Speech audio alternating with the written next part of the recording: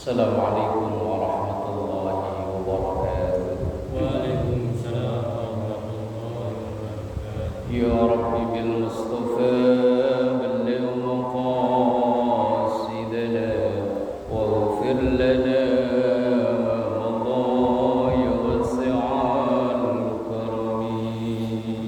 Ya Rabbi bil Mustafa balligh maqasidana waghfir lana ma madha ya wasi'al karami. Astaghfirullah min qawlin bila amalin laqad nasabtu bihi naslan lidhi uqmi. Ya Rabbi bil Mustafa balligh maqasidana waghfir lana ma madha ya wasi'al karami. دعا إلى الله فالمستمسكون به مستمسكون بحبل غير منفصم. Ya Rabbi bil Mustafa balligh maqasidana waghfir lana ma madha ya wasi'al karami. اللهم صل وسلم وبارك عليه وعلى آله وأصحابه. الحمد لله الذي وكفى ثم الصلاة والسلام على سيدنا محمد المصطفى وعلى آله وأصحابه أهل الصدق والوفاء. سبحانك لا علم لنا إلا ما علمتنا إنك أنت العليم الحكيم. رب اشرح لي صدري ويسر لي أمري واحلل عقدة من لساني يفقهوا قولي واجعل لي وزيرا من أهلي. أما بعد، حضرة العلماء وحضرة الجماعة musalla al-muhajirin yang semoga semua kita selalu diberkahi, diridhoi dan dikaruniai sehat afiat, panjang umur dalam taat ibadah kepada Allah Subhanahu wa taala. Alhamdulillahirabbil alamin. Mari kita awali dengan mendoakan kedua orang tua kita, guru-guru kita, para pendahulu kita, semua orang yang berjasa berbuat baik kepada kita, terkhusus yang telah memperjuangkan berdirinya musalla dan majelis ta'lim al-muhajirin ini. Kita doakan anak cucu keturunan kita dijadikan saleh salihah, keluarga sakinah mawaddah warahmah, rezeki yang halal dan barakah. Kita doakan yang sakit, mungkin jamaah kita, keluarga kita, atau warga tetangga kita semua. Apabila ada yang sakit, kita doakan semoga segera diangkat penyakitnya, dikaruniai sehat afiat. Ala hadziniyah wa ila hadratin nabiyil mustafa Muhammadin sallallahu alaihi wasallam. Syawilillahi lahum al-fatihah. A'udzu billahi minasyaitonir rajim. Bismillahirrahmanirrahim. Alhamdulillahi rabbil alamin arrahmanir rahim maliki yaumiddin. Iyyaka na'budu wa iyyaka nasta'in. Ihdinas siratal mustaqim. Siratal ladzina an'amta 'alaihim ghairil maghdubi 'alaihim waladdallin. Bismillahirrahmanirrahim. Melanjutkan ngaji kita dari kitab Nihayatul Zain tulisan Imam Nawawi Banten.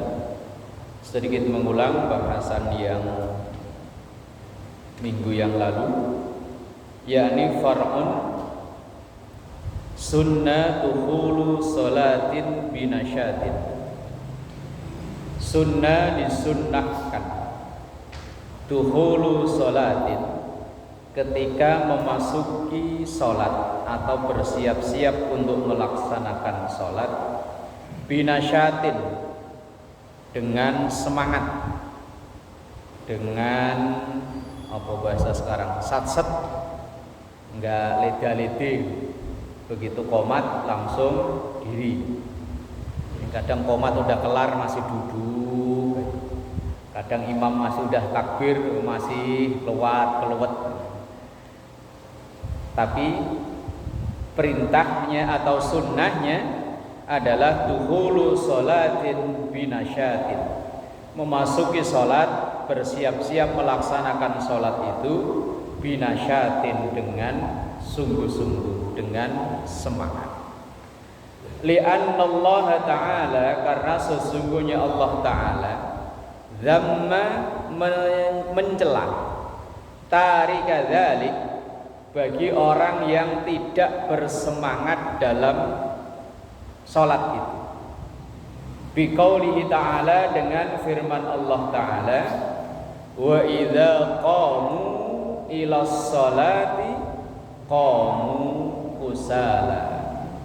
Surah An-Nisa 142. Kalau ayat lengkapnya, innal munafiqina yukhadi'una Allah wa huwa khadi'uhum wa idza qamu ila sholati qamu kusala yura'una an-nasa wa la yadhkuruna Allah illa qalila.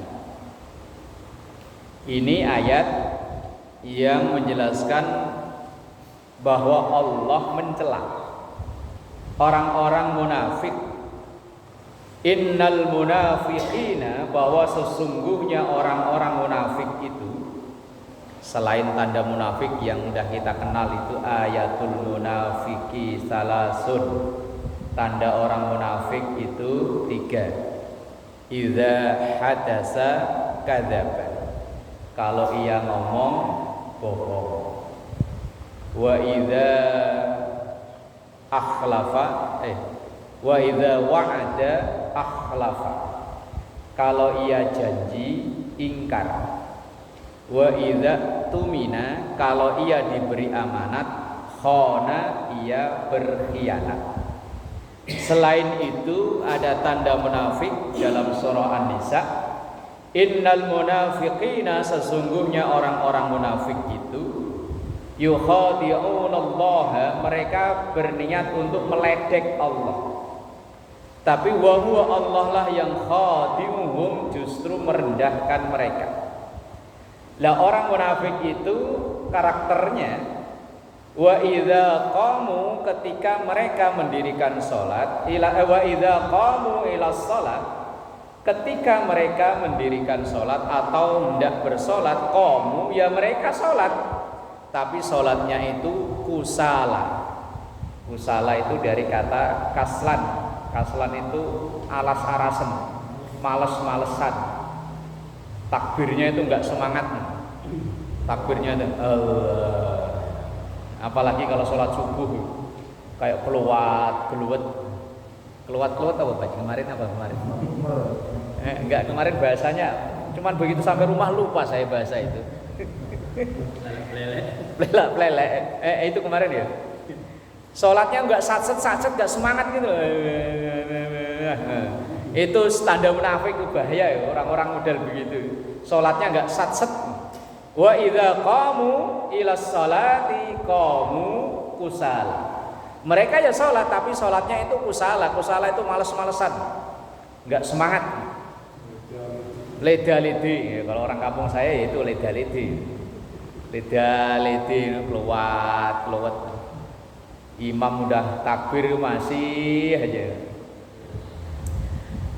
Kalaupun mereka ada semangat, yura'unan nas, mereka itu karena riak. Begitu di belakang ada calon besan, baru udah takbirnya Allahu Akbar. Atau enggak kalau ngimami lah ya, ngimami yang jamaahnya banyak, semangatnya Allahu Akbar. Saking fasihnya, rohnya mantul-mantul. Giliran sholat sendiri. Kalau ada jamaahnya banyak, bacanya paling pendek hal ataka haditsul ghasyiyah. Giliran sendiri inna, enggak ganti-ganti. Yura'unan nas wa la yadhkurunallaha, dan mereka tidak mengingat Allah illa qalila, kecuali hanya sedikit. Ini karakter munafik yang disebutkan oleh Quran dalam surah An-Nisa 142. Lah kita diperintahkan walaupun secara sunnah dalam kitab ini menulisnya menjalani atau mengawali sholat itu binasyatin dengan semangat. Kemudian wa sunnah fiha, dan sunnah pula fiha di dalam sholat ay fi jami'i sholatihi, artinya di dalam semua sholatnya khusyu'un, khusyuk. Ternyata hukumnya sunnah. Kalau hukumnya wajib, sholat kita batal semua Pak ya. Kita ini kalau seandainya khusyuk itu kok jadi rukun sholat, yakin sholat kita batal semua ya. Apalagi kalau maghrib baru Allahu Akbar ghairil maghdubi alaihim waladdallin, di belakang bocil-bocil kek. Apalagi kalau bapak kan orang sini kenal suara anaknya siapa kan kenal ya. Itu dalam hati kadang begini, anaknya si ini, bapaknya nggak pernah ke musola, anaknya suruh ke musola, di musola bikin berisik lagi.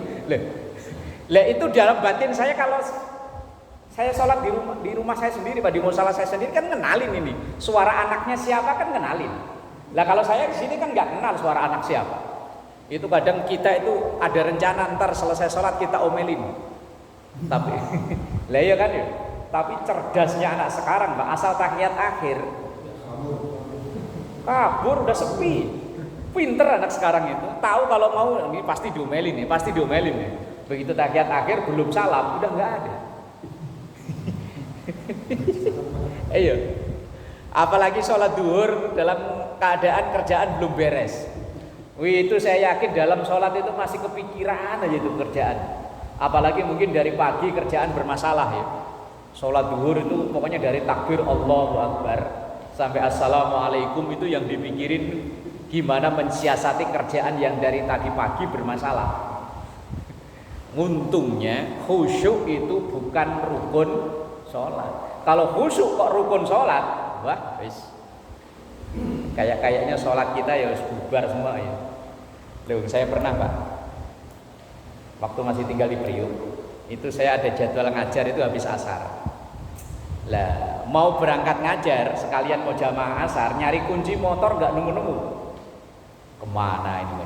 Begitu komat, udah saya langsung masuk. Indilalah imam rawatibnya nggak hadir. Ya kan saya jadi imam. Dalam rangka dalam posisi nyari kunci motor belum ketemu. Itu masih kepikiran aja, Allahu Akbar. Kunci motor di mana? Lu begitu rukuk, Pak.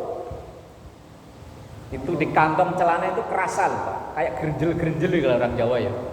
Begitu Allah, lah ini kunci motor. Loh, itu baru rakaat pertama loh Pak. Begitu sami Allahu liman hamidah udah lupa. Ini tadi rakaat keberapa ya? Padahal baru rakaat 1. Pernah ngalami nggak Pak yang kejadian yang begini? Apa sering banget? Apa sering banget? Loh itu mau sholat padahal baru 1 rakaat udah lupa hitungan rakaat gara-gara kunci motor di kantong. Padahal tadi sebelum sholat dicari nggak nemu-nemu loh. Sampai tas sama laci-laci saya buka-bukain loh, begitu sholat kok. Nah ini kunci motor. Kejadian di sini gara-gara bakso Malang. Di sini udah pindah di sini. Habis maghrib ngajar bocah-bocah. Kebetulan yang hadir dikit. Kolot lapar Pak. Tahu dipulang ke rumah nggak ada makanan. Biasanya itu ada tukang bakso Malang mampir jamaah sholat isya. Dan dia datangnya sebelum sholat isya. Saya tungguin sampai azan kok belum datang. Sampai anak-anak, "Komat Pak, ntar dulu bentar." Maksud saya masih nungguin tukang bakso Malang. Loh begitu dapat 1 rakaat, kali itu udah 1 rakaat Pak. Rakaat kedua, bukan yang ada bunyinya itu loh, bakso Malang gitu loh. Yang ada motor kanan kiri, ada bunyinya bakso Malang. Loh dalam pikiran, sialan bakso Malang ditungguin. Ya Allah, untung itu khusyuk bukan rukunnya sholat. Kalau rukun bubar semua kita. Ya Allah, padahal ya berbagai macam cara udah dijalani. Sebelum sholat udah baca An-Nas, ya, udah baca ta'awud, udah nunduk. Tetap aja pikiran itu untuk konsen itu susah. Ya kadang bisa tapi bolak-balik. Bisa khusyuk hilang, khusyuk lagi hilang, khusyuk lagi hilang. Pak Haji gimana Pak Haji? Iya. Sama? Oh ya, berarti saya ada temannya. Pak Guru sama aja. Apalagi pagi ngajar ada bocah yang buadung gitu ya. Wah, sholat duhur. Apalagi sholatnya di sekolahan juga ya. Sholat di sekolahan di belakang, kalau SD kan seru ya. Ya Allah. Untung Imam Nawawi di sini menghukumi khusyuk itu hukumnya sunnah. Dalam kitab lain ya saya udah baca Pak. Nggak ada yang menghukumi sunnah khusyuk itu wajib, nggak ada. Kalau seandainya wajib, wah wis abot. Wa sunnah dan sunnah fiha ay fi jami'i salati, dalam semua salatnya khusyu'un, khusyuk. Ammal khusyu'u fi juz'in minas salati. Nah, ini nih. Adapun khusyuk di sebagian salat kita, fawajibun, hukumnya wajib, laisa bisyartin, tapi bukan syarat. Minimal di sini walau fi takbiratil ihrami, walaupun hanya saat takbiratul ihram. Jadi Imam Nawawi Banten ini seandainya kita Allahu Akbar saat itu kok udah mengingat Allah, maka kewajiban untuk khusyuk udah gugur. Berarti udah terhitung khusyuk. Walaupun sebelakangnya sampai 4 rakaat itu boh nggak karuan. Kata Imam Nawawi Banten sini, seandainya fi ba'dis sholati, sebagian sholatnya, walau fi takbiratil ihrami, walaupun semisal di takbiratul ihram, itu bisa khusyuk udah cukup. Artinya entah di bagian apa saja dalam 4 rakaat umpama kita sholat isya, itu ada bagian yang kita mengingat Allah.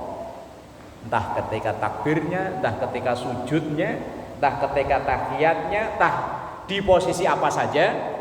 Imam Nawawi di sini mengatakan bahwa ammal khusyu'u fi juz'in minas salati fawajibun.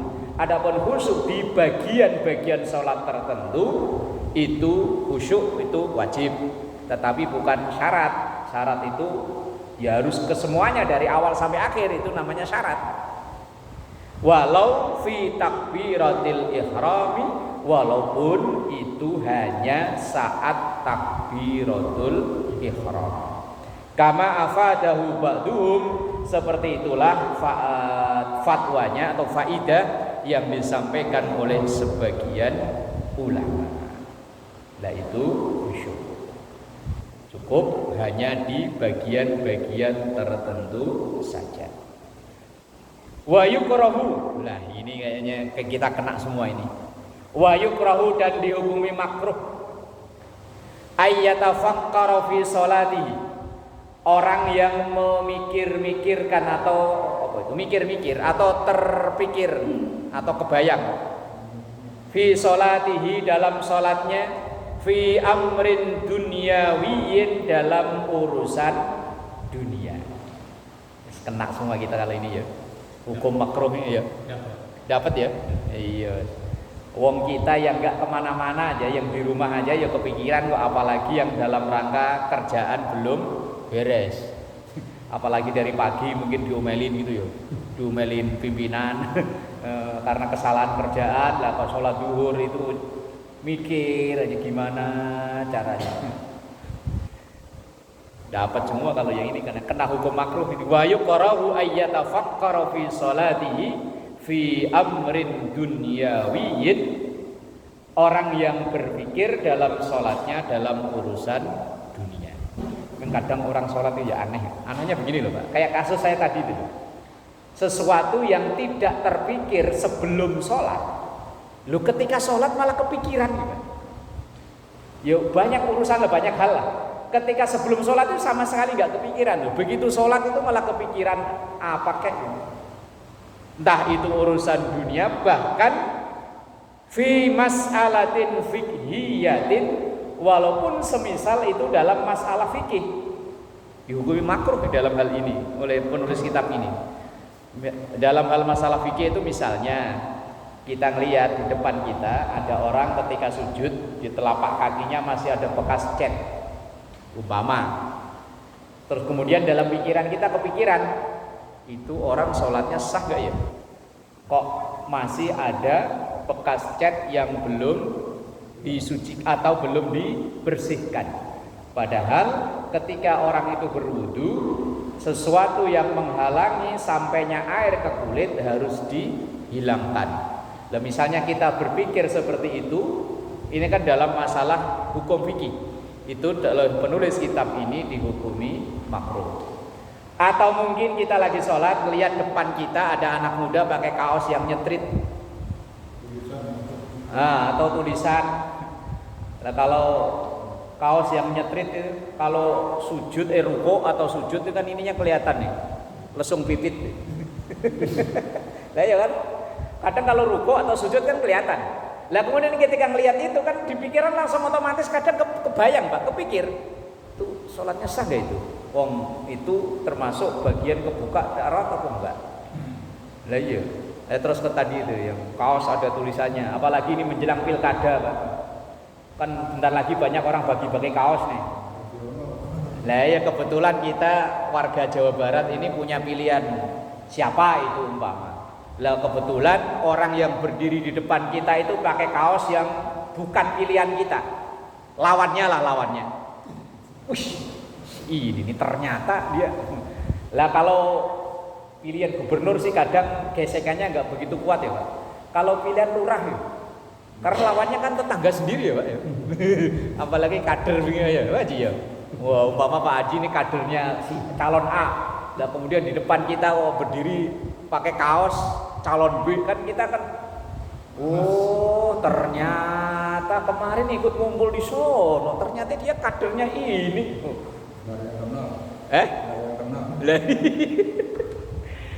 Nah, dalam urusan fikih saja ketika kita terfikir saat sholat dihukumi makruh, apalagi ini urusan dunia. Ya wis abot.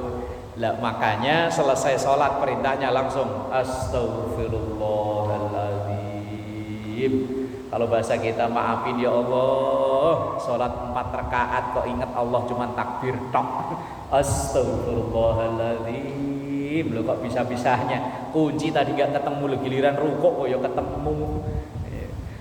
Ya kalau logikanya Pak, orang habis melakukan baik itu kan ya alhamdulillah ya. Rata-rata kita kalau habis melakukan baik itu kan alhamdulillah. Lah ini kok perintahnya habis melakukan baik sholat, lah kok perintahnya istighfar. Ya karena memang itu dalam sholat kita itu banyak hal-hal yang kurang patut sebetulnya di dalam sholat kita. Wong katanya nyembah Allah, ingat Allahnya yo. Berapa persen dari sholat kita? Wallahu a'lam. Kira-kira 5% ada nggak Pak ya? Sholat kita itu, ingat Allahnya ada nggak 5% dari takbir sampai salam? 5% tuh. Ya ketika Allahu Akbar takbiratul ihram itu kira-kira berapa persen ya? Lah makanya yuk perintahnya langsung astagfirullahaladzim, yaitu ya untuk mengistighfari ibadah kita yang dalam tanda kutip kita nyembah Allah tapi ternyata nggak begitu mengingat Allah. Kemudian wa sunnah tadabur qiraatin. Sunnah juga tadabur qiraah. Tadabur qiraah itu artinya mengangen-angen kalau wong Jawa ya. Mengangen-angen apa yang kita baca itu. Subhana rabbiyal a'la wa bihamdi.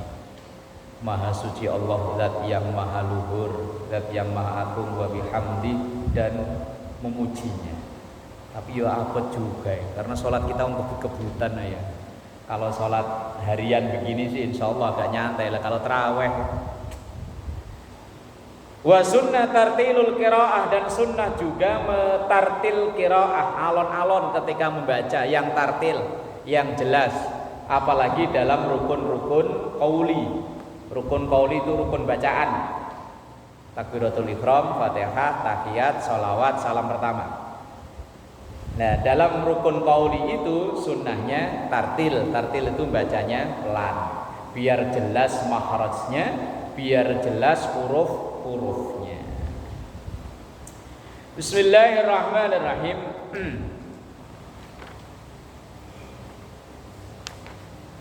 Wa yusannu lil qari, dan sunnah bagi orang yang membaca musallian dalam salat au ghairihi, atau yang selainnya, ayyas'alallaha, yaitu memohon kepada Allah ar-rahmata, rahmah, idza marra bi ayatin rahmatin, apabila dibacakan atau kita membaca ayat rahmah. Maksudnya begini, ketika kita membaca atau mendengar imam membaca ayat-ayat tertentu yang di situ mengandung doa, misalnya imamnya kalau Fatihah mau udah maklum, begitu waladhdallin amin, kemudian kita membaca amin. Atau misalnya imamnya membaca ayat tapi yang mengandung doa, seperti di akhir Al-Baqarah yang mulai dari Rabbana la tu'akhidhna in nasina sampai Rabbana wa la tuhammilna ma la taqata lana bih wa'fu anna waghfir lana warhamna anta maulana fansurna 'alal qaumil kafirin. Ini kan berisi doa. Maka kita yang membaca maupun yang mendengar sunnah membaca amin. Atau misalnya ketika imamnya membaca atin, wattini wazzaituni wa turi sinina wa hadzal baladil amin, ujung ayat kan alaihissallahu bi ahkamil hakimin. Baik yang membaca maupun yang mendengar sunnah membaca bala wa ana ala dzalika minasyahidin. Atau misalnya ketika imamnya membaca Al-Ghasyiyah, summa inna alaina hisabahum, kan terakhir. Sunnahnya kita yang membaca maupun yang mendengar sunnah membaca Rabbi hasibni hisaban yasira. Artinya ada doa-doa tertentu yang sunnah kita baca ketika kita membaca ayat tertentu pula, atau kita hanya mendengar. Karena kita posisi kita sebagai makmum, maka sunnah untuk membaca di ayat-ayat tertentu itu tadi. Yang contoh umum ya ketika waladhdallin, maka imam dan makmum sunnah untuk membaca amin. Bismillahirrahmanirrahim. Sunnah juga wa idamatu nadhrin, wa idamatu nadharin mahalla sujudihi, yaitu sunnah untuk tetap pandangan mata ke tempat sujud. Misalnya titik tempat sujud kepala kita di ini, jidat kita nanti di sini, maka sunnahnya mulai dari takbiratul ihram sampai nanti tahiyat madepnya sini. Tapi ketika sudah asyhadu alla ilaha illallah, jari keangkat, pandangan mata yang dulu misalnya ke tempat sujud di sini, maka pandangan mata bergeser ke jari sampai nanti salam. Mulai dari Allahu Akbar, ketika tangan udah sudah keplek, pandangan mata ke masjid. Masjid itu tempat yang akan ketempelan untuk sujud. Sampai nanti ketika kita asyhadu alla ilaha illallah, maka pandangan mata bergeser ke jari sampai dengan salam. Kalau udah salam, udah selesai, nah udah baru pandangan mata kita kembali ke semula. Kemudian fi jami'is salati, di semua salatnya, walau fi hadratil ka'bati, walaupun orang itu salat di hadapan Ka'bah. Ini Imam Nawawi Banten, beliau berfatwa sunnah hukumnya tetap madhep ke tempat sujud walaupun orang itu sholat di hadapan Ka'bah. Nah kalau sholat jenazah gimana? Kan sholat jenazah nggak pakai rukuk sujud. Apakah pandangan mata tetap ke tempat sujud, maupun melihat mayitnya?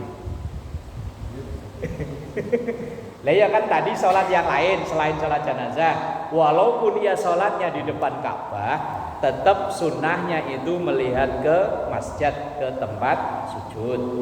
Itu kan semua sholat yang ada sujudnya. Lah kalau sholat jenazah kan nggak pakai rukuk sujud ya, kecuali pencadaannya Abu Nawas katanya.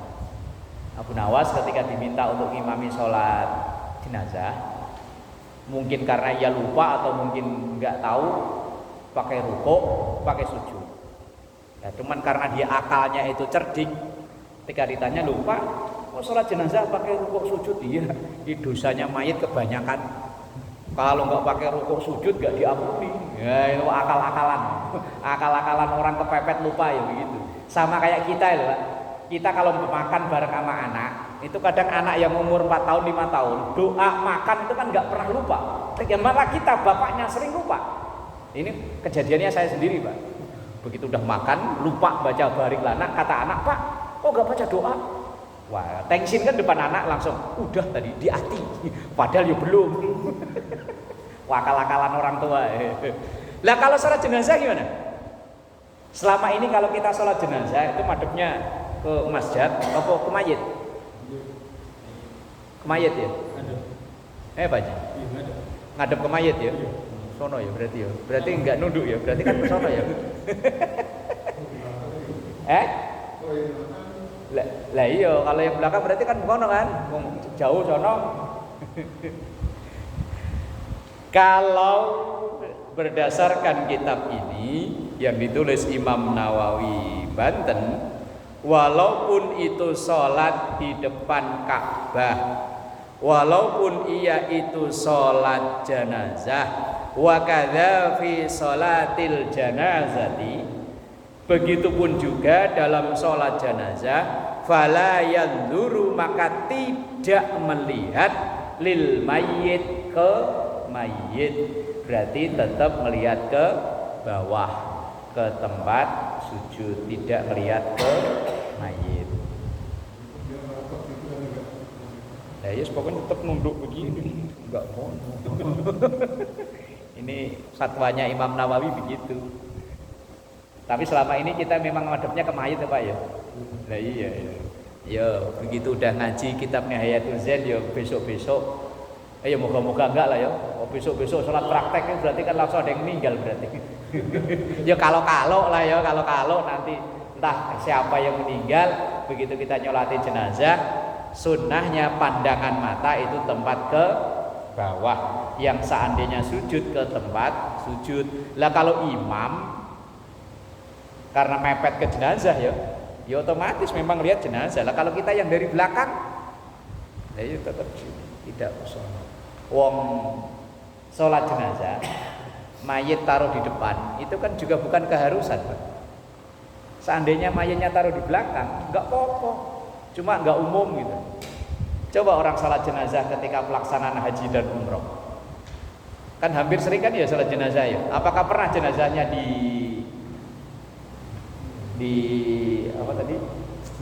ditaruh di depan? Kan enggak. Terus pokoknya diumumin sholat jenazah. Mungkin jenazahnya masih di kamar mayat atau masih mana, yang penting sudah dimandikan. Cuma kalau hukum yang tidak umum seperti ini kok dipraktekkan, dilaksanakan di tempat yang tidak biasa, nanti akan bikin masalah baru. Umpama di Pilias ini ada yang meninggal. Kebetulan yang meninggal itu orang yang nggak pernah ke musola. Kebetulan ya, orang nggak pernah ke musola. Begitu meninggal, jenazahnya dibawa ke sini. Ketua musola mengumumin, bapak-bapak, ini kita sholat jenazah karena tidak ada keharusan. Jenazah dibawa ke depan. Ya udah, ayo kita sholat jenazah. Jenazah biar tetap di teras aja. Terus saya yakin Pak itu ahli warisnya protes. Mentang-mentang bapak saya nggak pernah ke musola, dulu kan saya ikut kerja bakti bangun musola. Kenapa bapak saya nggak boleh disolatin di musola? Padahal itu bukan kesalahan, cuma nggak umum. Sesuatu yang enggak umum itu akan menimbulkan permasalahan baru. Kalau bagi yang ngerti, ya enggak masalah Pak. Yang biasanya yang berisik itu malah kan yang orang-orang enggak ngerti. Orang-orang enggak paham itu akan, ya biasa ibarat pemain bola. Kalau pemain bola itu kan teriaknya enggak begitu kenceng. Yang kenceng itu kan penonton, orang yang enggak bisa main bola. Ya sama kayak kejadian-kejadian di masyarakat. Sesuatu yang tidak salah tapi enggak umum itu kalau dipraktekkan ya akan jadi masalah baru. Umpamalah sholat sunnah itu kan tidak wajib untuk berdiri. Boleh walaupun sehat seger buger sholat sunnah dengan duduk. Lah umpama ntar Idul Fitri di sini ngadain sholat Id kok duduk semua. Misalnya diinstruksikan bahwa bapak-bapak karena sholat Id ini sunnah hukumnya tidak wajib berdiri, maka pagi ini kita sholat Idul Fitri semua jamaah mohon duduk semua. Itu yang nggak pernah ngaji pasti teriak Pak. Dong saya pernah diprotes habis-habisan. Waktu sholat Idul Fitri. Sebetulnya yang saya itu disuruh menjelaskan. Waktu sholat Idul Fitri itu di satu masjid di komplek perumahan Angkatan Laut. Imamnya di rakaat yang kedua itu lupa nggak baca takbir yang 5 kali. Rakaat pertama inget, rakaat kedua nggak inget. Kemudian begitu selesai sholat, selesai khutbah itu ustadznya diprotes habis-habisan. Kemudian begitu acara halal bihalal yang diundang saya, saya sama ketua masjidnya, saya seumur-umur ceramah halal bihalal disuruh bahas sholat Id itu ya baru itu Pak. Ya kan nggak umum Pak ya. Ceramah halal bihalal tapi disuruh bahas sholat Id. Gara-gara untuk memberi pemahaman kepada jamaah bahwa takbir 7 kali yang rakaat pertama, 5 kali di rakaat kedua itu tidak wajib, tidak rukun, seandainya tertinggal tidak batal. Ya saya diundang itu, ya saya seumur-umur nih Pak ceramah halal bihalal kok disuruh bahas sholat Id. Begitu saya jelaskan ada kali sekitar 45 menit, kemudian ada sesi tanya jawab. Ketika dibuka sesi tanya jawab sama moderator sama MC, nggak ada yang nanya. Tapi begitu pulang Pak, saya di parkiran dikejar bapak-bapak. Ustaz, tunggu bentar. Oh ya ada apa Pak? Yang masalah tadi itu. Apa itu? Yang Pak Ustaz jelasin bahwa katanya takbir 7 dan 5 itu tidak berpengaruh. Ya emang benar Pak. Kalau memang nggak sah, kalau memang itu nggak berpengaruh, tapi kan nggak komplit Pak. Masih kurang terima. Kenapa tadi Bapak nggak nanya di tadi biar didengar banyak orang? Wah saya nggak enak kalau tanya banyak orang. Ya Allah, ini biasanya orang yang ilmunya ibadahnya bagus loh. Saya yakin Bapak ini ibadahnya bagus. Cuma ilmunya kurang. Dia taunya mungkin kalau takbir 7 kali, 5 kali di rakaat kedua itu rukun. Kalau ketinggal tidak sah. Nah, sama lah kayak ini tadi ini. Sesuatu yang tidak umum itu kalau dilaksanakan kadang malah timbul masalah baru. Umumnya memang baca takbir 7 sama 5. Dan sama kayak sholat jenazah, umumnya jenazahnya taruh di depan atau taruh di belakang bikin masalah. Cuman bahasan kita bukan itu tadi ya. Bahasan kita tentang pandangan mata, bahwa walaupun sholat jenazah, walaupun sholat di depan depan Ka'bah, pandangan mata kita tetap ke tempat sujud. Wa in kana a'ma, walaupun orang yang sholat itu a'ma, buta. Orang buta ya tetap dianjurkan untuk nunduk. Au fi dzulmatin, atau sholat dalam ruangan yang sangat gelap. Di dalam kamar lampunya mati, gelap banget, ya tetap sunnahnya untuk nunduk ke bawah. Bi antakuna halatahu halatan nadhiri li mahalli sujudihi, li'annahu aqrabu lil khusyu'i. Alasan Imam Nawawi banten kenapa kita tetap dianjurkan untuk pandangan mata itu ke tempat sujud. Alasan beliau li'annahu aqrabu lil khusyu'i, karena sesungguhnya posisi seperti ini, artinya itu pandangan mata ke masjid, ke tempat sujud, itu lebih bisa mendekatkan atau mengajak kita, menarik kita untuk bisa lebih khusyuk atau konsentrasi. Walaupun nyatanya kadang ya tetap aja mau nunduk gak nunduk ya wis. Tetapi ya wong ini fatwanya dari ulama, ya kita ikuti. Ketika kita sholat diusahakan menghadap ke tempat sujud atau ke masjid itu tadi. Kemudian wa sunnah dzikrun wa du'aun sirran akibah. Sunnah pula berzikir dan berdoa setelah sholat.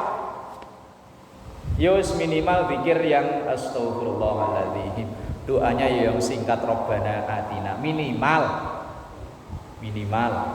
Walaupun ada orang yang menentang bahwa kalau zikir ya di dalam sholat, kalau udah selesai sholat ngapain zikir-zikir lagi, itu urusan dia.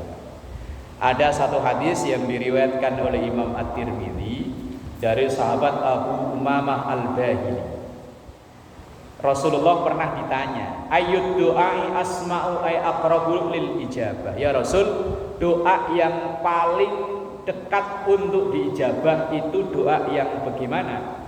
Qala, maka Rasulullah menjawab, jaufal lail, yaitu doa di waktu tengah malam.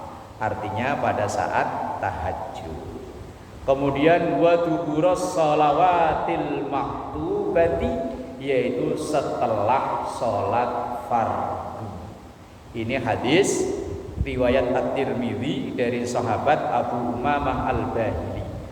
Doa yang terbaik salah satunya diantaranya adalah doa yang di tengah malam saat tahajud, dan doa yang kita mohonkan pada Allah di setiap selesai sholat fardu. Walaupun tetangga sebelah pada nggak mau, itu urusan dia. Ya mungkin dia doa tapi dalam hati, atau mungkin doanya entah gimana, wallahu a'lam. Cuman kalau kita dengan cara seperti inilah, dengan cara yang suara kencang itu bagaimana? Imam Nawawi banten, beliau katakan, lakin yajharu bihi ma yuridu ta'liman nasi ma'muman kana aw ghairahu. Kalau memang kita berwirid dengan suara kencang kayak yang kita lakukan itu untuk mengajari atau untuk membantu jamaah yang belum bisa, yaitu malah sangat dianjurkan. Bahkan kayak saya pribadi, Pak, bisa apal zikir wirid setelah sholat itu nggak sengaja ngapalin. Ya karena seringnya ikut berjamaah, makmum imamnya baca kencang mulai dari astaghfirullahaladzim alladzi la ilaha illa huwal hayyul qayyum wa atubu ilaih. Itu enggak sengaja ngapalin karena seringnya ikut jamaah lama jadi apal. Lah Imam Nawawi Banten begini mengajarkan, hendaknya kalau memang berjamaah zikirnya suaranya dikeraskan supaya untuk membantu orang-orang yang makmuman kepada kita, jamaah kita, seandainya ada yang belum menghafal atau belum bisa bacaan-bacaan zikir dan wirid setelah sholat. Makanya ya zikirnya yang alon, jangan ngebut. Ini kadang imamnya ngebut bacanya, makmumnya nggak ngerti ya, cuma amin, amin, amin. Baca doanya dermemeng. Sini ditiru apanya ya, alon-alon yang enak biar makmumnya itu dengerin. Wallahu a'lam bishawab. Al-Fatihah. Alhamdulillahirabbil alamin.